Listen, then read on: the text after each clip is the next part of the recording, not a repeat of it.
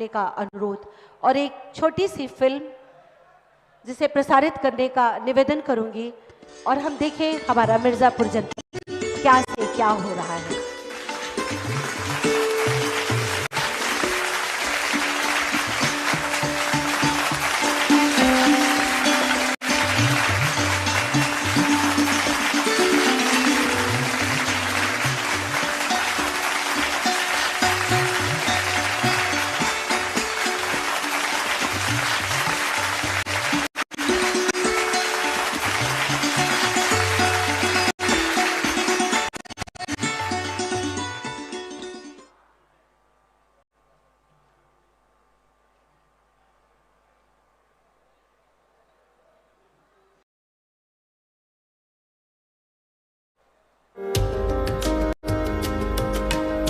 मां विंध्यवासिनी की पावन धरा और अपने प्राकृतिक सौंदर्य के लिए विश्व विख्यात मिर्जापुर आस्था और विश्वास का एक महत्वपूर्ण केंद्र है।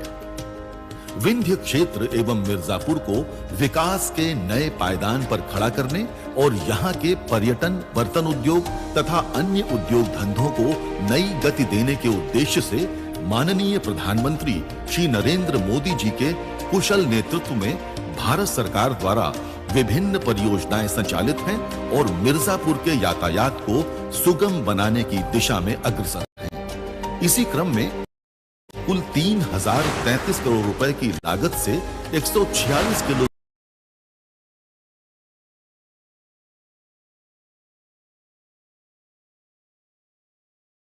लोकार्पण माननीय सड़क परिवहन एवं राजमार्ग मंत्री श्री नितिन गडकरी एवं माननीय मुख्यमंत्री उत्तर प्रदेश योगी आदित्यनाथ के कर कमलों द्वारा किया जा रहा है। इन नवनिर्मित राष्ट्रीय राजमार्गों में 1494 करोड़ की लागत से 48 किलोमीटर लंबे राष्ट्रीय राजमार्ग 7 के डगमगपुर से लालगंज खंड का निर्माण, 1285 करोड़ की लागत से निर्मित 43 किलोमीटर लंबे राष्ट्रीय राजमार्ग संख्या 7 के लालगंज से हनुमना खंड का निर्माण,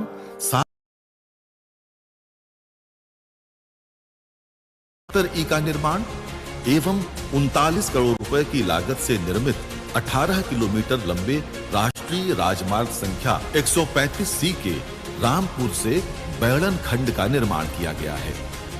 इन राजमार्गों के साथ साथ विंध्य क्षेत्र के धार्मिक पर्यटन को बढ़ावा देने एवं तीर्थयात्रियों की सुविधा के लिए ए पर मिर्जापुर से भदोही, जौनपुर, अकबरपुर होते हुए अयोध्या तक एक टूरिस्ट सर्किट का निर्माण चल रहा है, जिसके पूर्ण हो जाने पर विंध्याचल से अयोध्या तक एक टूरिस्ट कॉरिडोर निर्मित हो जाएगा और आने वाले श्रद्धालुओं को सुविधा होगी। मिर्जापुर को ट्रैफिक जैम से मुक्ति दिलाने के लिए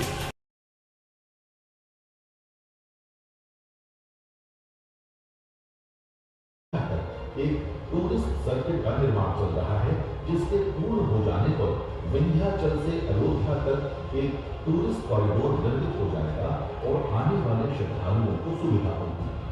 मिर्जापुर को ट्रैफिक जैम से मुक्ति दिलाने के लिए बाईपास मार्ग की डीपीआर प्रक्रिया भी प्रारंभ कर दी गई है, जिसमें गंगा नदी पर 6 लेन के पुल का निर्माण भी किया जाएगा।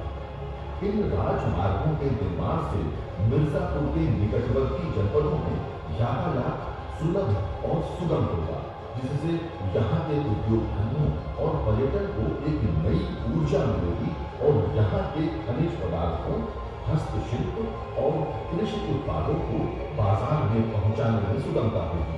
तो मिर्जापुर के साथ साथ उत्तर प्रदेश की प्रगति को गति देने के लिए राष्ट्र को समर्पित हैं 4 नए राष्ट्रीय राजमार्ग।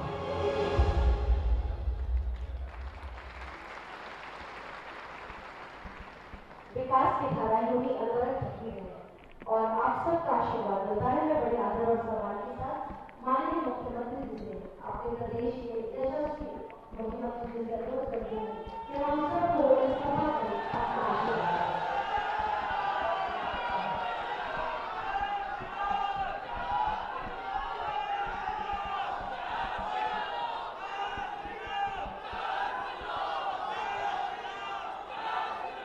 आदिशक्ति मां विंध्यवासिनी की, आदिशक्ति मां विंध्यवासिनी की, भारत माता की, भारत माता की, गंगे मैया की, गंगे मैया की, वंदे वंदे वंदे। आज यहां पर मां विंध्यवासिनी के इस पावन धाम में हजारों करोड़ रुपए की परियोजनाओं के लोकार्पण और राज्य सरकार की भी कुछ परियोजनाओं के शिलान्यास कार्यक्रम में प्रदेश सरकार में मेरे सहयोगी मंत्री श्री रमाशंकर पटेल जी, माननीय विधायक श्री रत्नाकर मिश्रा जी, माननीय विधायक श्री राहुल प्रकाश जी, माननीय विधायक श्रीमती सुष्मिता मौर्य जी, माननीय विधायक अनुराग सिंह जी, सभी माननीय जनप्रतिनिधिगण, आज के इस लोकार्पण कार्यक्रम का साक्षी बन रहे मिर्जापुर जनपद से जुड़े हुए सभी उपस्थित भाइयों बहनों, मां विंध्यवासिनी के इस पावन धाम में मैं केंद्रीय सड़क परिवहन और राजमार्ग मंत्रालय के लोकप्रिय मंत्री, जिन्होंने देश के अंदर सड़क परिवहन का एक मजबूत इंफ्रास्ट्रक्चर देकर के प्रधानमंत्री मोदी जी के विजन को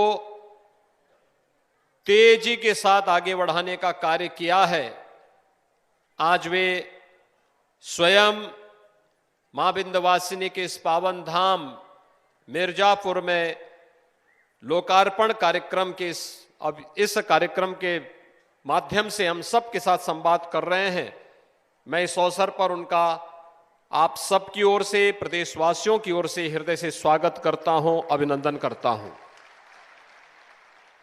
भाइयों बहनों, मैं इसके साथ ही यहां के लोकप्रिय सांसद और केंद्रीय मंत्री माननीय श्रीमती अनुप्रिया पटेल जी को, यहां के लोकप्रिय विधायकों को और यहां की जनता जनार्दन को बधाई देता हूं। एक साथ 4 राष्ट्रीय राजमार्ग 3000 करोड़ रुपए से अधिक की लागत से बनकर के तैयार हुए हैं। आज इनका लोकार्पण हो रहा है। न केवल आपके आवागमन को ये सहज और सरल बनाएंगे, बल्कि विकास की ढेर सारी योजनाओं को आगे बढ़ाने का कार्य भी इनके माध्यम से होगा। भाइयों बहनों, विकास का कोई विकल्प नहीं हो सकता। व्यक्ति के जीवन में, चाहे वह किसी भी जाति का क्यों ना हो, किसी भी उम्र का क्यों ना हो, वह किसान हो या नौजवान, महिला हो या पुरुष, कोई भी व्यक्ति हो, हर एक के जीवन में अगर खुशहाली लानी है तो विकास आवश्यक है। और विकास की आधारशिला है अच्छी सड़कें, अनवरत बिजली, घर घर घर नल की योजना, हर घर में शौचालय की योजना, हर गरीब को मकान की योजना और हर एक नागरिक को स्वास्थ्य की सुविधा का आयुष्मान भारत का कार्ड उपलब्ध हो जाना। और यही अंतर है। 2014 के पहले चेहरा के कार्य होता था। 2014 के पहले लोग विकास में भी भेदभाव करते थे, क्योंकि उनकी सोच संकुचित थी, दृष्टि संकुचित थी, विकास का कोई विजन नहीं था। विजन केवल एक था और वह था कि उनका परिवार ही उनके लिए प्रदेश था, उन्हीं का परिवार ही उनके लिए राष्ट्र भी था।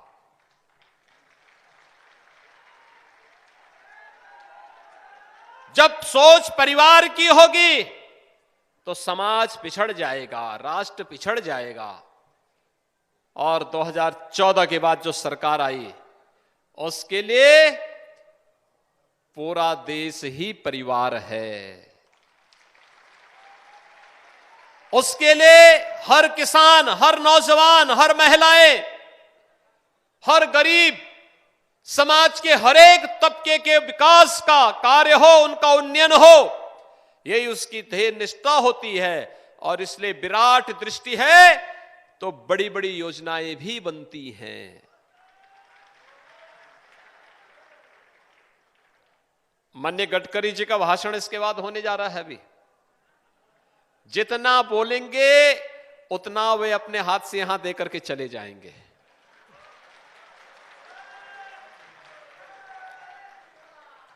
आजादी के बाद 1947 से लेकर के 2014 तक सड़क ट्रांसपोर्ट के मामले में जितना कार्य नहीं हुआ होगा 2014 से 2021 के बीच, उससे ज्यादा कार्य उन्होंने करके दिखा दिया है। और भाइयों बहनों, उत्तर प्रदेश में अब तक 3 लाख करोड़ रुपए से अधिक की योजनाओं को उन्होंने उत्तर प्रदेश को दे दिया है। 3 लाख करोड़। और बाकी नई योजनाओं के प्रस्ताव भी मांग करके उसको भी तत्काल सबको दे रहे हैं। यह मां विंध्यवासिनी का धाम है। मैं धन्यवाद दूंगा मां विंध्यवासिनी से जुड़े हुए उन सभी भक्तों को, उन सभी पुजारियों को, यहां के जनप्रतिनिधियों को, और खासतौर पर श्री रत्नाकर मिश्रा जी को तो विशेष धन्यवाद दूंगा कि उन्होंने मां विंध्यवासिनी धाम के लिए अपना होटल भी दे दिया। अब भक्तों को वहां परेशानी नहीं होगी। जब वो धाम बनेगा, आपने देखा होगा अभी काशी में प्रधानमंत्री जी ने काशी विश्वनाथ धाम देश की जनता को समर्पित किया है। कितने लोगों ने देखा था कार्यक्रम? सभी लोगों ने देखा है। कितना भव्य बना है। कल काशी विश्वनाथ धाम में 1.25 लाख लोगों ने दर्शन किया है। अनुमान कर सकते हैं। हर हर महादेव। आप सोचिए, काशी विश्वनाथ धाम और प्रधानमंत्री जी आए। पहले उन्होंने गंगा जी में स्नान करके आस्था का सम्मान दिया, फिर भगवान शिव का अभिषेक किया, और सम्मान किसका किया? श्रमिकों का सम्मान किया, जिनके परिश्रम ने, जिनके पसीने, खून और पसीने ने, पुरुषार्थ ने बाबा विश्वनाथ को भव्य धाम दिया। उनको सम्मान देने का कार्य, उन पर पुष्प वर्षा करने का कार्य किसी ने किया तो प्रधानमंत्री मोदी जी ने किया। आपने इससे पहले किसी प्रधानमंत्री को श्रमिकों का पर पुष्प वर्षा करते हुए देखा है क्या?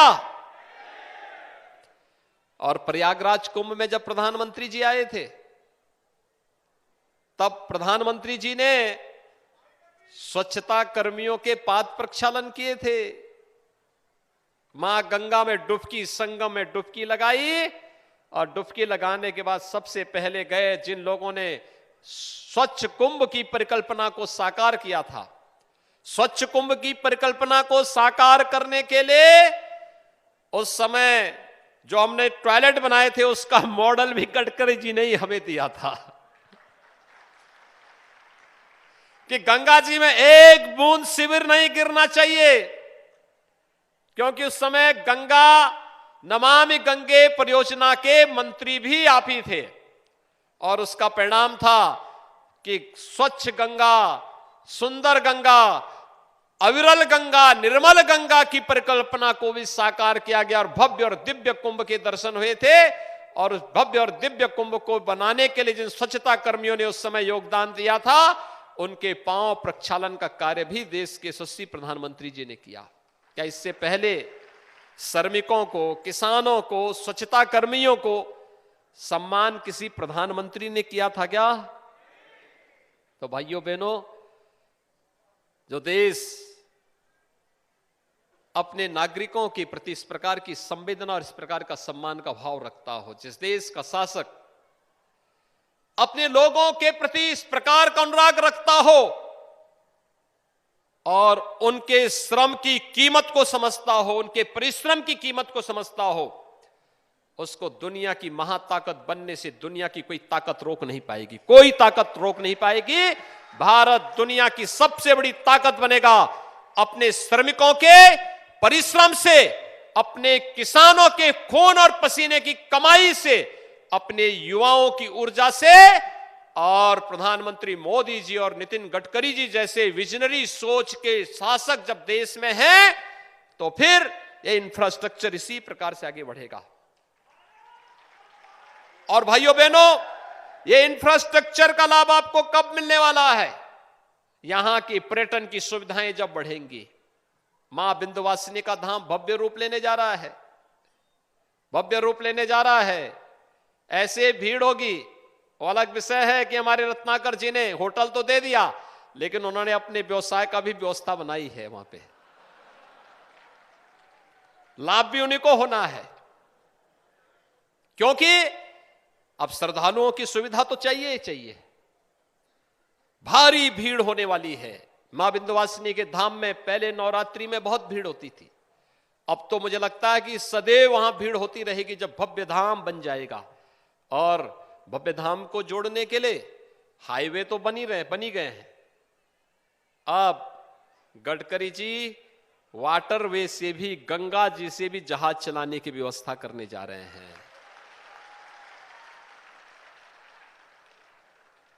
हल्दिया से वाराणसी तक तो हो गया है, अब वाराणसी से प्रयाग के बीच में जाना है तो मिर्जापुर को कोई छोड़ थोड़े पाएगा।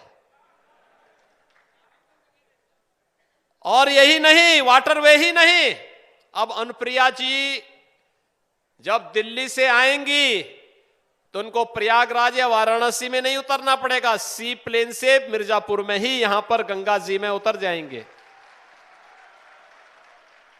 यहीं से फिर दिल्ली के लिए प्रस्थान भी कर जाएंगे। समय की बचत हुई ना, लोगों के लिए एक नया साधन भी मिल जाएगा ना। यह है विकास की सोच, बड़ी सोच, विराट सोच बड़ा काम देती है। संकुचित सोच विकास को समेट देती है, अपने पराये का भेदभाव करती है। भाइयों बहनों, इस विराट सोच का ही परिणाम है इस सदी की सबसे बड़ी महामारी में प्रधानमंत्री मोदी जी के नेतृत्व में इस देश ने किस प्रमुखता के साथ इस लड़ाई को लड़ा है, किसी से छुपा हुआ नहीं है। फ्री में टेस्ट, फ्री में उपचार, फ्री में वैक्सीन। कितने लोगों ने वैक्सीन लिया है? वाह। और पीछे जो लोग खड़े हैं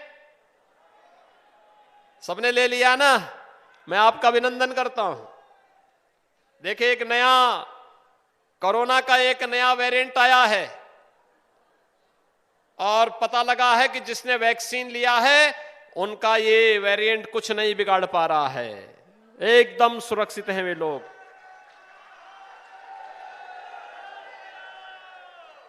फ्री में वैक्सीन, सबको वैक्सीन।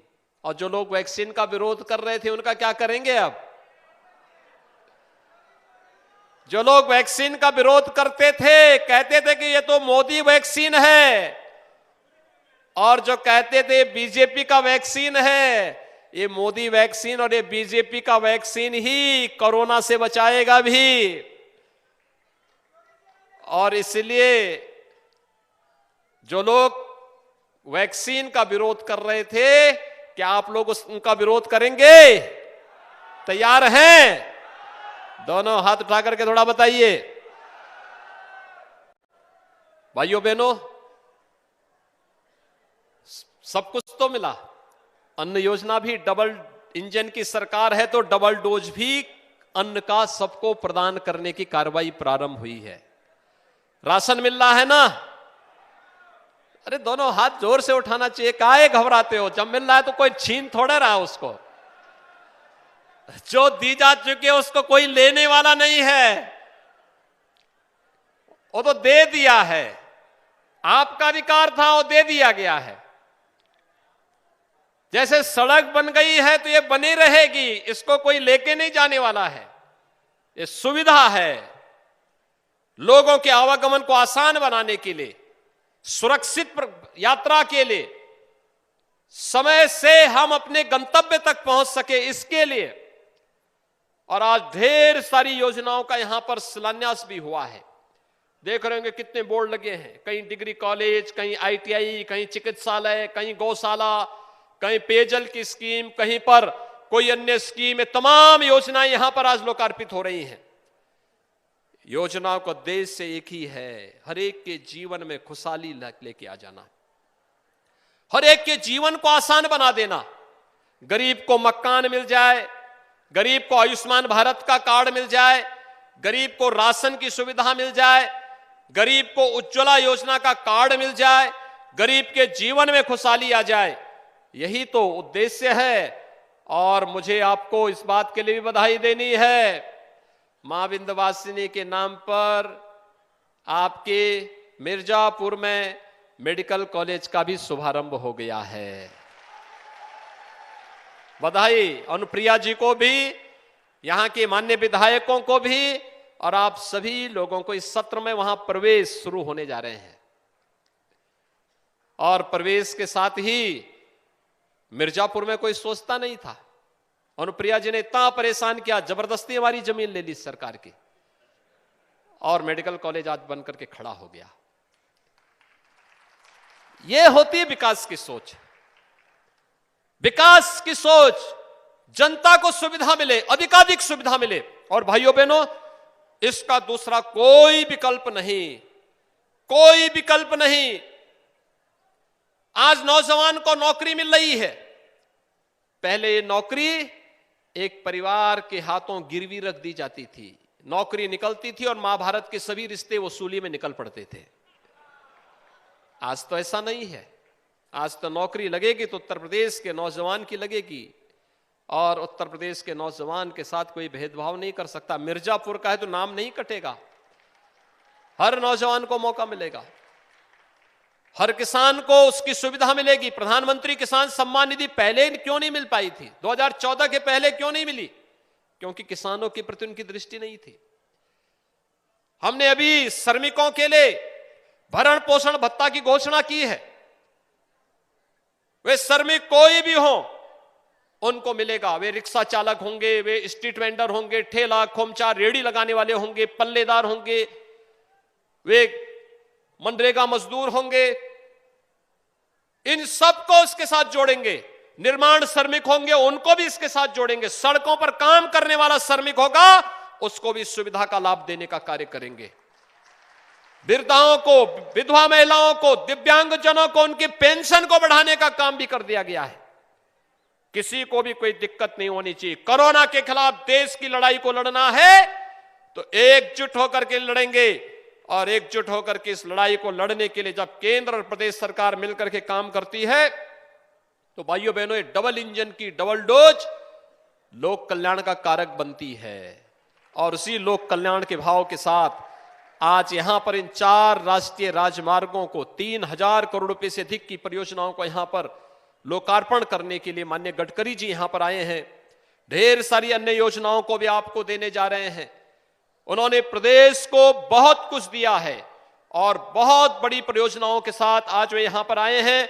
मैं एक बार फिर से प्रदेशवासियों की ओर से, मिर्जापुर जनपद के नागरिकों की ओर से माननीय श्री नितिन गडकरी जी का हृदय से स्वागत करता हूं, अभिनंदन करता हूं, और साथ साथ यहां के अपने माननीय जनप्रतिनिधियों को, केंद्रीय मंत्री श्रीमती अनुप्रिया पटेल जी को, मंच पर उपस्थित हमारे जो माननीय विधायकगण हैं, उन सबको इस कार्य के लिए, और यहां की जनता जनार्दन को भी मैं इन सभी परियोजनाओं के लिए हृदय से बधाई देता हूं, अपनी शुभकामनाएं देता हूं, और विश्वास व्यक्त करता हूं कि यह मां विंध्यवासिनी के धाम के साथ साथ ये विकास की परियोजनाएं आप सबके जीवन में शुभकारी होंगी, मंगलकारी होंगी, और आप सब इसका लाभ लेंगे और मिर्जापुर जनपद को भी विकास की उन नई ऊंचाइयों तक पहुंचाएंगे जिसकी अभिलाषा आजादी के बाद से यहां के क्रांतिकारियों, स्वतंत्रता संग्राम सेनानियों को थी। आप सबको बहुत बहुत बधाई, मंगलमय शुभकामनाएं, धन्यवाद। जय हिंद, जय जय श्री राम। बहुत बहुत धन्यवाद माननीय मुख्यमंत्री जी। और अब मैं भारतीय सड़कों को एक नया कलेवर देने वाले उसके शिल्पकार माननीय मंत्री श्री नितिन गडकरी जी को बड़े आदर और सम्मान के साथ आपकी जोरदार तालियों के बीच उनसे निवेदन करती हूं कि आप सबको अपना आशीर्वाद दें।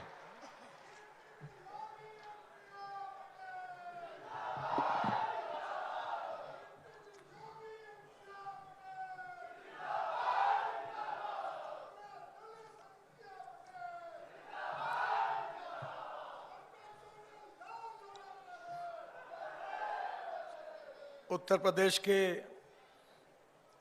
लोकप्रिय मुख्यमंत्री आदरणीय योगी जी,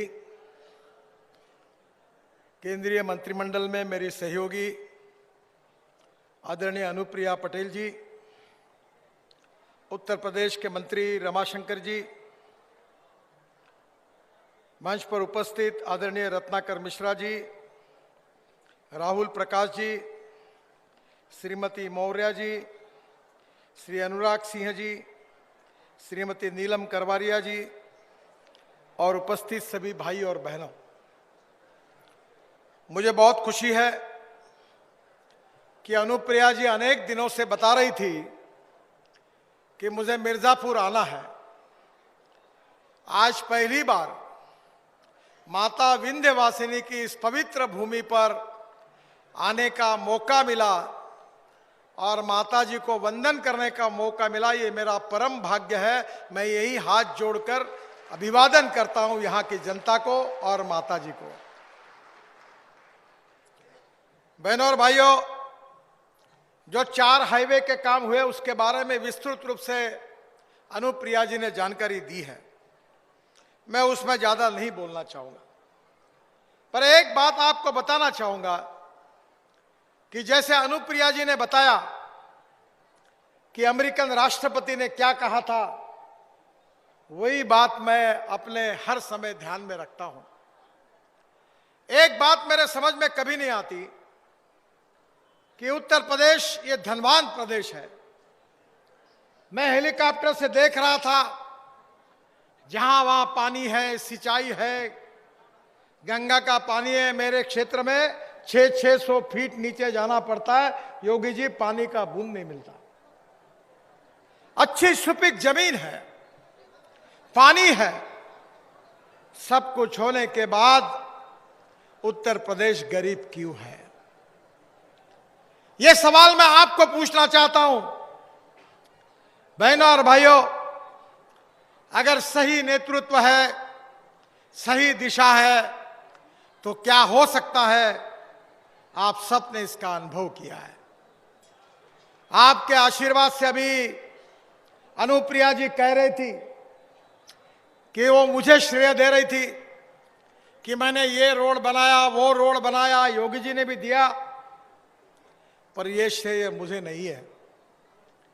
ये श्रेय मोदी जी को भी नहीं है, योगी जी को भी नहीं है, अनुप्रिया जी को भी नहीं है। ये श्रेय अगर किसी को है तो मेरे सामने बैठी हुई जनता को है। अगर आप अनुप्रिया जी को, मोदी जी को, मुझे अगर आप चुनकर नहीं देते और लोकसभा में नहीं भेजते और हमारा शासन नहीं आता, तो ये परिवर्तन कहां से होता? इसलिए जो कुछ हो रहा है वो आपके बदौलत हो रहा है, आपके लिए हो रहा है। और हमारा परम कर्तव्य है कि माए बाप सरकार आप हो।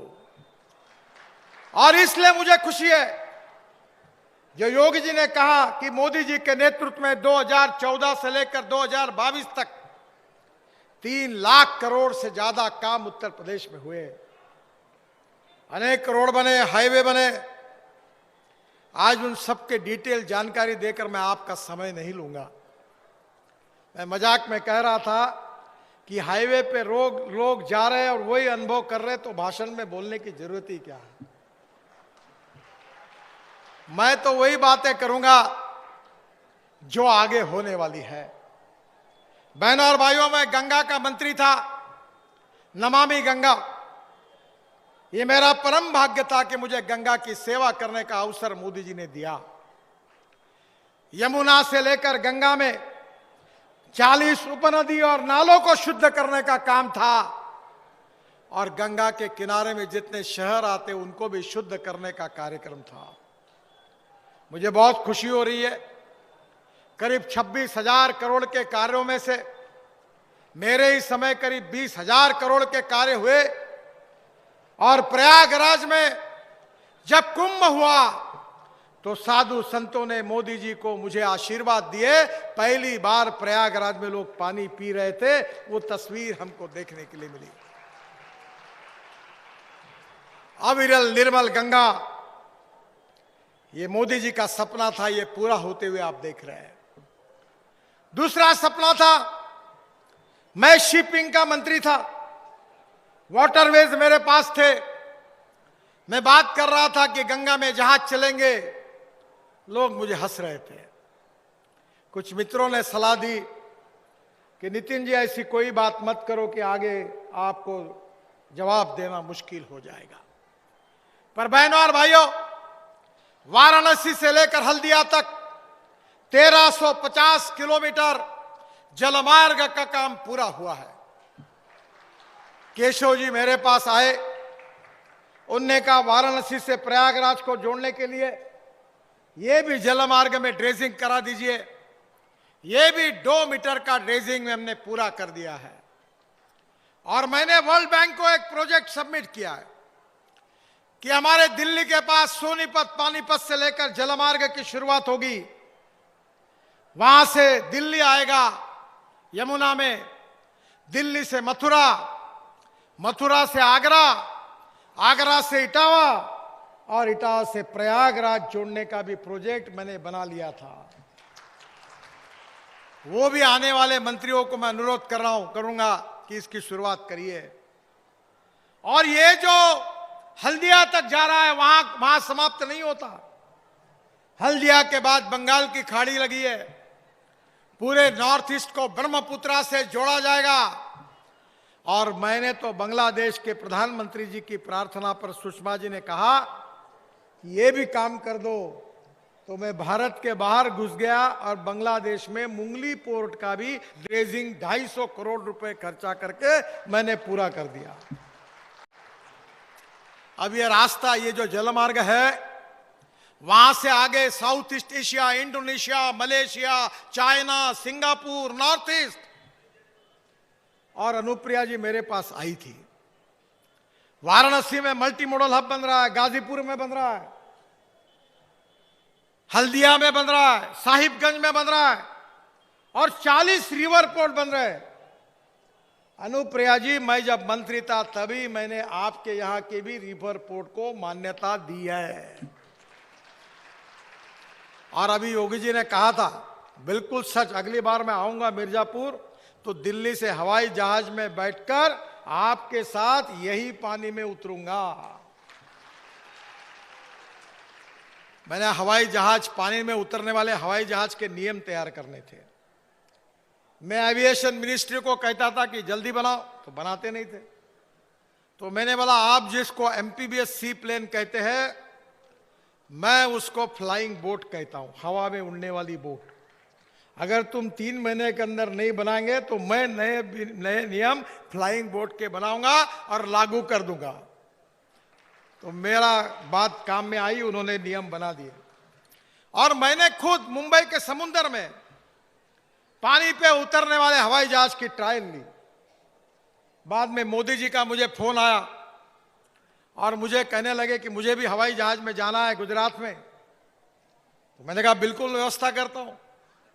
तो नुपेन मिश्रा जी का फोन आया कि नितिन जी, आपको पता है क्या कि हवाई जहाज ये जो पानी पे उतरने वाला ये सिंगल इंजन का है, प्रधानमंत्री जी सिंगल इंजन के जहाज में नहीं जा सकते, ये आप क्या कर रहे हो? तो मैंने बोला, आप मोदी जी से बात करो, मैं भी करता हूं। और मैंने मोदी जी को कहा कि प्रशासन का कहना है कि सिंगल इंजन में आपका बैठना नियम के आधार पर संभव नहीं है, और इसलिए कानून कहता है कि प्रधानमंत्री डबल इंजन में ही जाएंगे। तो प्रधानमंत्री जी ने मेरा बड़ा इंटरेस्टिंग सवाल पूछा कि नितिन जी, कानून का पालन करने की बात आप कब से करने लगे हो? क्योंकि वे लोगों को कहता हूं कि जनता ने हमको चुनकर दिया, we are the law makers.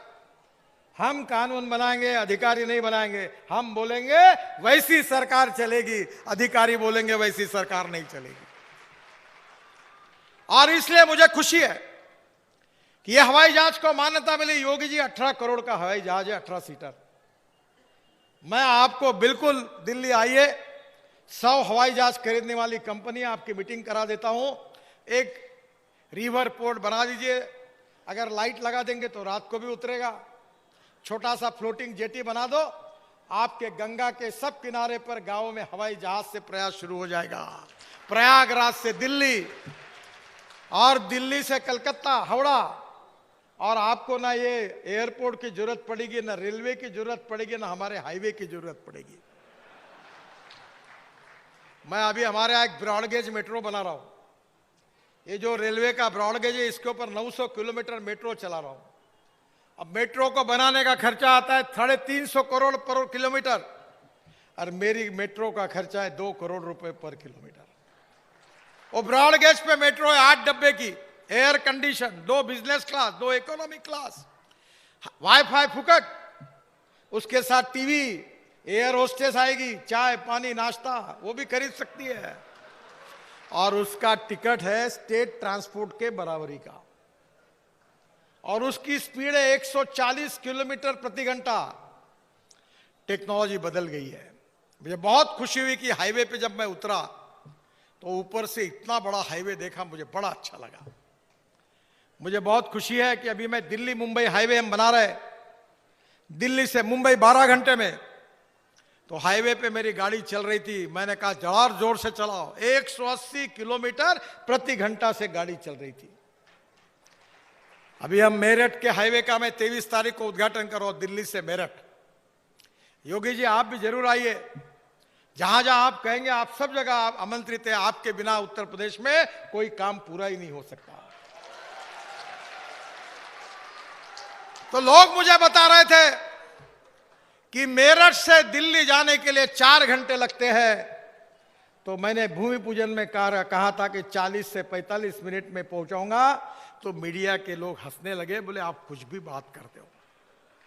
बहनों और भाइयों, अब मेरठ से 40 मिनट में 45 मिनट में दिल्ली पहुंच रहे, और 2 आरओबी का अभी काम मैं उद्घाटन करने जा रहा हूं। संभव हुआ। दिल्ली से देहरादून 2 घंटे में, दिल्ली से हरिद्वार 2 घंटे में, दिल्ली से अमृतसर 4 घंटे में, दिल्ली से कटरा 6 घंटे में, दिल्ली से श्रीनगर 8 घंटे में, और दिल्ली से मुंबई 12 घंटे में, और दिल्ली से जयपुर 2 घंटे में। इस देश की तस्वीर बदल रही है। यह देश अब बदल रहा है। और आज ही मैंने कहा पहले कार्यक्रम में कि उत्तर प्रदेश में हम ऐसा काम करेंगे कि आप मोदी जी को साथ दो, योगी जी को साथ दो, हमारी सरकार को चुनकर लाओ, डबल इंजन लगाओ। मैं आने वाले 5 साल में आपको और 5 लाख करोड़ रुपए के काम उत्तर प्रदेश में करके दूंगा। ये 3 लाख और 5 लाख हो गए 8 लाख करोड़, और 8 लाख करोड़ के जब काम होंगे तो उत्तर प्रदेश के रोड का इंफ्रास्ट्रक्चर अमेरिका के बराबर होगा। ये हम करके दिखाएंगे। ये बात का विश्वास मैं आपको देता हूं। बहनों और भाइयों, आप मुझे जानते नहीं, मैं नया हूं, पर हिंदुस्तान में कोई पत्रकार मुझे सवाल नहीं पूछ सकता। मैं जो बात करता हूं वो डंके की चोट पर पूरी करके दिखाता हूं। और इसलिए आप साथ दीजिए योगी जी को, मोदी जी को, भारतीय जनता पार्टी को। बाकी काम मेरा है। अभी तक जो हुआ वो तो न्यूज रील थी, असली फिल्म शुरू होना बस। आप ऐसा ताकत लगा दो डबल इंजन, फिर देखते रहो। ये 70-80 किलोमीटर के स्पीड से हमारी गाड़ी नहीं चलती, 200 किलोमीटर प्रति घंटा से बुलेट ट्रेन के बराबरी से विकास की गाड़ी चलेगी।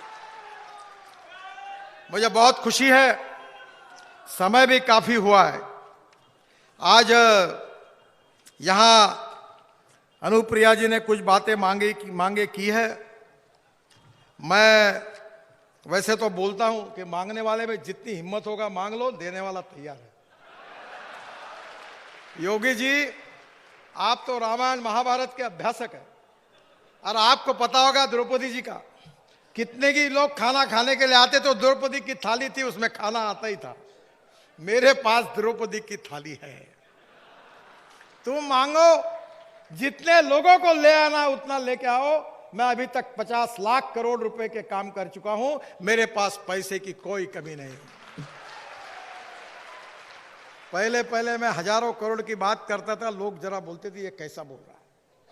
पर मैं 95 में मुंबई में मंत्री बना था, मेरे पास पैसे नहीं थे। रिलायंस का, अंबानी जी का बड़ा टेंडर मैंने रिजेक्ट कर दिया था, 3600 करोड़ का। मैं 95 की बात कर रहा हूं। तब मेरे मुख्यमंत्री जी ने मुझे कहा था, नितिन ऐसे कैसे होगा, तुम भले आदमी हो पर ये कहां से होगा। मैंने बोला मेरे पर विश्वास रखो। 55 उड्डान पुल, वर्ली बांद्रा सीलिंग प्रोजेक्ट और मुंबई पुणे एक्सप्रेस हाईवे मैंने गांव में जाकर लोगों के पास जा जाकर पैसे खड़े किए। पैसे भी वापस हो गए, काम भी हो गए, कोई प्रॉब्लम नहीं। अब मैं कैपिटल मार्केट में जाता हूं, 2 बैंकों के चेयरमैन का झगड़ा हुआ। एक बोल रहा था 25,000 करोड़ मेरे लो, दूसरा बोल रहा था मेरे लो। AAA रेटिंग है NHAI का। मैं दुनिया के लोगों को बोलता हूं, देना है तो दो पैसे, नहीं देना तो मत दो, स्वाभिमान से काम करेंगे, हमारे पास पैसे की कोई कमी नहीं है। बहनों और भाइयों, उत्तर प्रदेश की तस्वीर बदल रही है। अभी अनुप्रिया जी ने मुझे बात की, लालगंज से गोपीगंज तक NH35, NH135, NH15 ना, NH शायद मुझे लगता है 19, उसको जोड़ने के लिए पूरे 3 नए बाईपास हम निर्माण करेंगे। मैं इसकी घोषणा करता हूं। मिर्जापुर से रॉबर्टगंज, सोनभद्र को जोड़ने के लिए नया बाईपास है, उसकी भी घोषणा करता हूं, उसका भी काम जल्दी शुरू हो जाएगा। और डगमगपुर से वाराणसी मार्ग पर, जय हिंदी पहाड़ी से सिंदौरा मार्ग पर हमारे रमाशंकर जी ने अभी मुझे मांग की कि नया पुल का निर्माण करो। आपकी मांग को मैं मंजूर कर देता हूं, यह भी काम पूरा होगा। आपने जितनी बातें बताई उतनी पूरी हुई है। मेरा विश्वास है कि आने वाले समय में निश्चित रूप से उत्तर प्रदेश की तस्वीर को हम बदलेंगे और उत्तर प्रदेश ये सुखी, समृद्ध, संपन्न प्रदेश होगा। गरीबी, भूखमरी, बेरोजगारी से मुक्ति मिलेगी। गांव, गरीब, मजदूर, किसान का कल्याण होगा। और योगी जी बता रहे थे, अच्छे हॉस्पिटल खुल रहे हैं, अच्छी स्कूलें खुल रही है। नहीं तो मैं उत्तर प्रदेश में जब बीजेपी का अध्यक्ष था तो एक बार कहानी सुनते सुनते मैंने वर्णन किया था कि स्कूल की बिल्डिंग है तो टीचर नहीं है, टीचर है तो बिल्डिंग नहीं है, दोनों है तो विद्यार्थी नहीं है, और तीनों है तो पढ़ाई नहीं है। वाह रे उत्तर प्रदेश। पर योगी जी, आपने ये तस्वीर बदल दी। अस्पताल की हालत ये थी कि डॉक्टर है तो नर्स नहीं, नर्स है तो डॉक्टर नहीं, दोनों है तो दवाई नहीं, तीनों है तो कौन मरने के लिए जाए, ऐसे अस्पताल थे। ये माफ करना, मैं उत्तर प्रदेश बहुत घुमा हूं, लोगों की व्यथा जानता था। पर योगी जी, ये उत्तर प्रदेश आपको कभी भूल नहीं सकता। आपके नेतृत्व में एक सुखी, समृद्ध, संपन्न उत्तर प्रदेश बनाने के लिए आपने सुशासन की स्थापना की। केवल सुशासन की स्थापना में भारतीय जनता पार्टी का अध्यक्ष था तो कार्यालय के पीछे सामने एक बोर्ड लगाया था, राष्ट्रवाद, नेशनलिज्म। राष्ट्रवाद हमारा आत्मा है, हम 2-4 रहे न रहे, तेरा वैभव अमर रहे मां, यही हमारा सिद्धांत है। दूसरी बात हमने कही थी कि गुड गवर्नेंस, सुशासन, और तीसरी बात थी विकास, development. No philosophy can be taught to empty stomach, ये विवेकानंद जी ने कहा था। सुशासन की बात हम करते थे तब यूपी की बात होती थी, गुंडा राज की बात होती थी, माफिया राज की बात होती थी। मैंने एक बार कॉन्ट्रैक्टर को भी कहा था, आपके जैसे ही कहा था, कि आपसे माल पानी नहीं लिया है, 50 लाख करोड़ के काम किए, हिंदुस्तान का एक भी कॉन्ट्रैक्टर नहीं कह सकता कि गडकरी जी के घर पर जाना पड़ा। मैंने बोला ये देश की संपत्ति है, अगर ये रोड ठीक नहीं बनाएंगे तो बुलडोजर के नीचे तुमको जाना पड़ेगा, ये याद रखना। और मुझे खुशी है कि कानून और व्यवस्था को मेंटेन करने के लिए, सुशासन को प्रस्तावित करने के लिए जो माफिया थे, जो गुंडे लोग थे, जो अंडरवर्ल्ड था, जो क्रिमिनल थे, उनको आपने समाप्त करने का काम किया और उत्तर प्रदेश में सुशासन की स्थापना की, राम राज्य की स्थापना की। इसलिए देश की जनता की ओर से, भारत की जनता की ओर से मैं आपका अभिनंदन करता हूं, आपको धन्यवाद देता हूं। राष्ट्रवाद और सुशासन के बाद डेवलपमेंट, वो तो आप देख रहे हैं। मैं आता था 2014 के पहले तो पब्लिक मीटिंग में लाइट चले जाते थे, अंधेरे में, बिजली नहीं थी। आज आप 22 घंटे बिजली दे रहे हैं। वीज, बिजली, पानी, रास्ते और कम्युनिकेशन, 4 चीजें जहां होगी वही इन्वेस्टमेंट आती है, और जहां इन्वेस्टमेंट आती है वही रोजगार निर्माण होता है। सही में महात्मा गांधी जी ने जिस राम राज्य की कल्पना की थी, अयोध्या में तो राम मंदिर, भव्य राम मंदिर निर्माण हो रहा है। हमारी सबकी आस्था, श्रद्धा का प्रतीक। जिस दिन आपने भूमि पूजन किया, हम टीवी पर देख रहे थे, हमारे आंखों में आंसू थे। कितना संघर्ष करना पड़ा, कितने लोग शहीद हुए, वो सपना पूरा होते हुए देख रहे थे। पर राम मंदिर तो होगा ही, भव्य राम मंदिर होगा। पर उसके साथ साथ आपके नेतृत्व में, मोदी जी के नेतृत्व में उत्तर प्रदेश में राम राज्य का निर्माण होगा। ये और खुशी की बात है। हमारे आज छत्रपति शिवाजी महाराज हमारा दैवत है। उनके बारे में हम लोग बार बार, छत्रपति शिवाजी महाराज हमारे माँ बाप से भी ज्यादा शिवाजी महाराज की पूजा करते हैं। उनका वर्णन रामदास स्वामी ने किया था। यशवंत, कीर्तिवंत, वरदवंत, सामर्थ्यवंत, जाणता राजा, निश्चयाचा महामेरू, बहुत जनासी आधारू, अखंड स्थितीचा निर्धारू, श्रीमंत योगी। प्रभु रामचंद्र ऐसे ही थे। छत्रपति शिवाजी महाराज हो, प्रभु रामचंद्र हो, यही हमारे दैवत है, देव है। उन्हीं के आदर्शों पर इस राष्ट्र को निर्माण करना है। दुनिया में भय, भूख, आतंक और भ्रष्टाचार से मुक्त करके सुखी, समृद्ध, संपन्न, शक्तिशाली, सामर्थ्यशाली हिंदुस्तान का निर्माण करना, यही भारतीय जनता पार्टी का मैनिफेस्टो और यही विचार है। और मुझे खुशी है कि इसी राम राज्य के निर्माण की ओर आपके नेतृत्व में ये राज्य जा रहा है। मैं आपको बहुत बहुत बधाई देता हूं, और एमएलए और एमपी को कहता हूं, और कुछ बाकी रहा तो मेरे पास आ जाइए, आपके पूरे काम पूरे कर दूंगा। इसी विश्वास के साथ आपको बहुत बहुत धन्यवाद। नमस्कार। बहुत बहुत साधुवाद सर। सपने और कारत को साधने की एक अद्भुत क्षमता का संचार आप में। हम सब मिर्जापुर वासी गदगद हैं आपको सुनकर। आप दोनों लोग को मंच पर पाकर बहुत बहुत धन्यवाद। ये कार्यक्रम यही विश्राम लेता है।